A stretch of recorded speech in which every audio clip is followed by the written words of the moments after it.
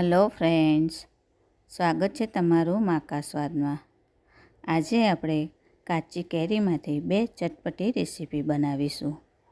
Recipe પસંદ પડે તો ચેનલને સબસ્ક્રાઈબ કરવાનું બિલકુલ ભૂલતા નહીં અને બાજુમાં રહેલા બેલ આઇકનને પણ જરૂરથી પ્રેસ કરજો, જેથી તમને મારા નવા વિડીયોની નોટિફિકેશન મળતી રહે. તો ચાલો શરૂ કરીએ આજની મજેદાર રેસીપી. એક કાચી કેરીને સારી રીતે ધોઈને એના છોડા કાઢી કાઢ્યા હતા. હવે એને આપણે આવી રીતે નાના નાના પીસમાં સમારી લેવાની છે. તો આ રીતે આપણે બધી જ કેરી સમારી લઈએ. તે બધી સમારી લીધી છે. હવે આ કટકાને આપણે કોઈ પણ વાટકી કે બાઉલની અંદર લઈ લેવાના.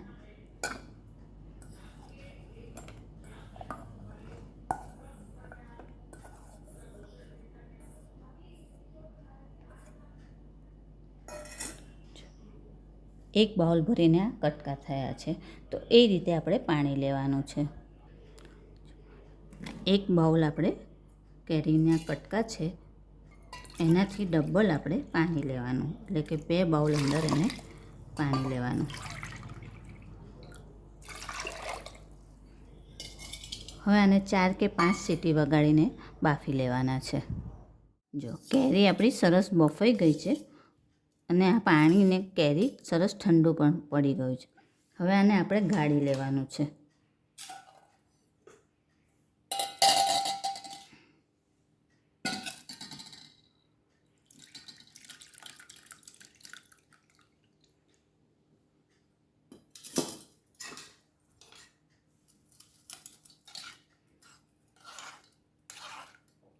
આપણે ખાલી આનું પાણી જ લેવાનું છે, એટલે એને દબાઈ દબાઈને નહીં કાઢવાનું. આવી રીતે થોડુંક હળવા હાથે હલાવવાનું અને બધું પાણી કાઢી લેવાનું.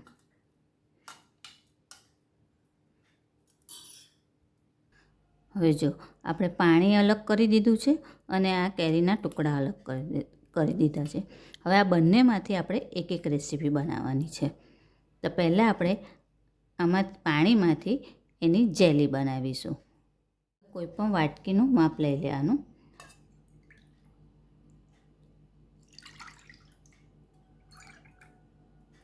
જો આપણે 1.5 વાટકી જેટલું કેરીનું પાણી છે, તો એનાથી અડધી આની અંદર આપણે ખાંડ એડ કરવાની. તો 1.25 વાટકી જેટલી આપણે અંદર ખાંડ એડ કરીશું. બીજા એક નોનસ્ટિક પેનની અંદર આપણે આ કેરીના ટુકડા લઈ લેવાના છે. એ પણ મારા 1.5 વાટકી જ છે. તો એની અંદર આપણે 1 વાટકી જેટલો ગોળ એડ કરીશું.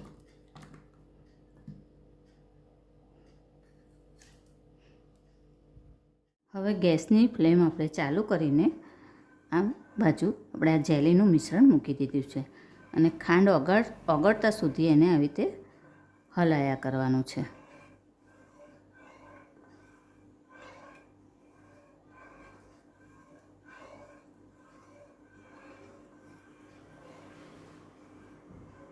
ખાંડ ઓગળી જાય એટલે આપણે ગેસની ફ્લેમ સ્લો કરી દેવાની અને આને ઉકળવા દેવાનું છે. બાજુ ગેસ ચાલુ કરી આપણે આ મિશ્રણ મૂકી દીધું છે.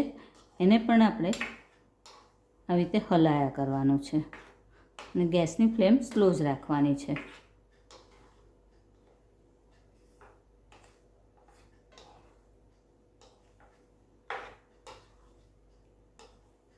બંને બાજુ વારાફરતી થોડી વારે હલાયા કરવાનું, જ્યાં સુધી આ બંને મિશ્રણ એકદમ ઘટ ના થાય ત્યાં સુધી એને આપણે આવી રીતે મિક્સ કર્યા કરીશું.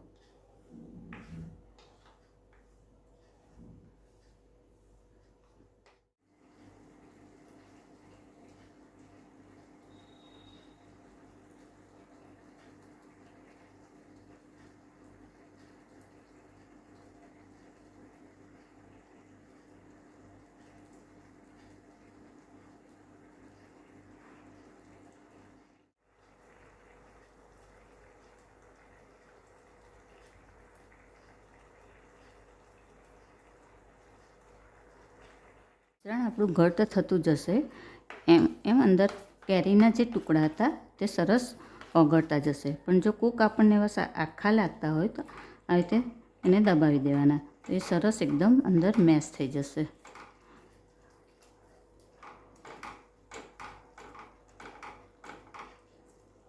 અહીં તો બધું સરસ એક રસ થઈ જશે, કારણ કે આપણે ટુકડા પહેલાં બાફી દીધા છે એટલે એકદમ સોફ્ટ થઈ જ ગયા છે. અને આ રીતે આજુબાજુ જે ચોંટ્યું હોય એ બધું આવી રીતે લઈ લેવાનું.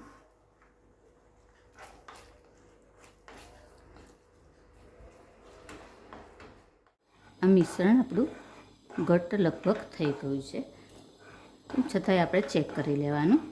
એને એક વખત બરાબર આવી રીતે સરસ મિક્સ કરી લેવાનું. આવી રીતે 1-2 ટપકા આવી રીતે ડીશમાં મૂકી દેવાના અને એને 3-4 મિનિટ માટે ઠંડુ થવા દેવાનું. ત્યાં સુધી આ ગેસની ફ્લેમ એકદમ સ્લો કરી દેવાની.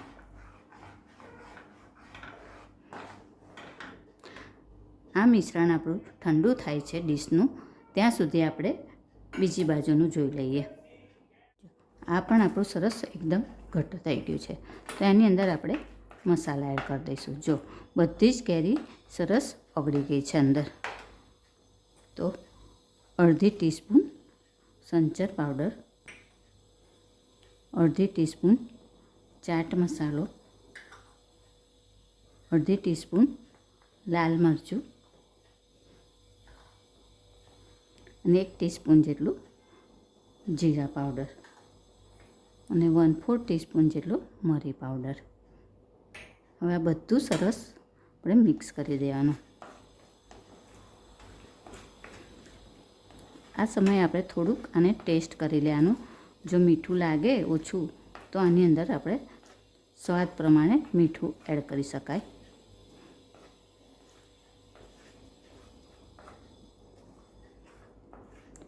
હજી આને થોડુંક ઘટ્ટ થવા દેવાનું છે. તો ધીમા તાપે હવે આને થવા દઈએ આપણે.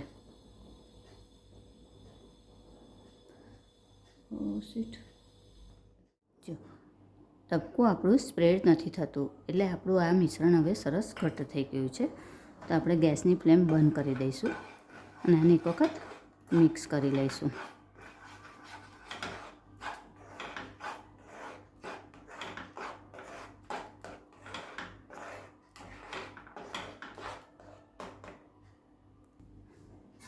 હવે આને આપણે મેં એક ડીશને ગ્રીસ કરી લીધી છે, એની અંદર આપણે એને એડ કરી દઈશું. જો આ રીતે બધું ડીશમાં એડ કરી દેવાનું. હવે આને બરાબર ઠંડુ થવા દઈશું. મીઠું મને થોડું ઓછું લાગતું હતું તો આપણે થોડું મીઠું એડ કરી દઈશું. હવે આને આપણે સતત હલાયા કરવાનું છે, નહીં તો નીચે ચોંટી જશે. એટલે હજી થોડું ઘટ્ટ થાય ત્યાં સુધી આપણે એને હલાયા કરીએ.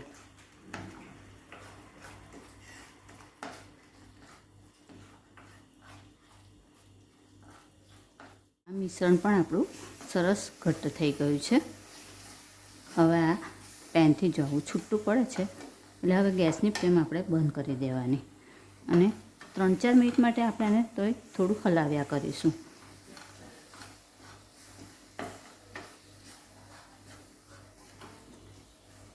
આને પણ આ રીતે એક ડીશમાં કાઢીને એને બરાબર ઠંડુ થવા દઈશું. બંને મિશ્રણ આપણા સરસ ઠંડા થઈ ગયા છે. તો હવે એમાંથી આપણે ગોળીઓ વાળી લેવાની છે. આ હજી આપણું થોડું ઢીલું છે, પણ થોડુંક આપણે ઘીવાળો હાથ કરીશું તો એની પણ ગોળીઓ સરસ વળશે.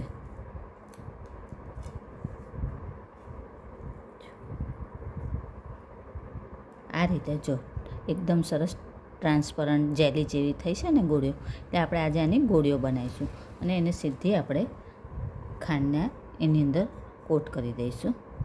આ મેં દળેલી ખાંડ જ લીધી છે. તો આવી રીતે ખાંડની અંદર કોટ કરીને એક આવી રીતે ડીશમાં બધી મૂકતા જઈશું. આ રીતે આપણે બધી જ ગોળીઓ વાળી લઈએ. આ રીતે બધી જ એને ખાંડમાં આપણે કોટ કરી લેવાની અને બીજી એક પ્લેટમાં મૂકી દેવાની.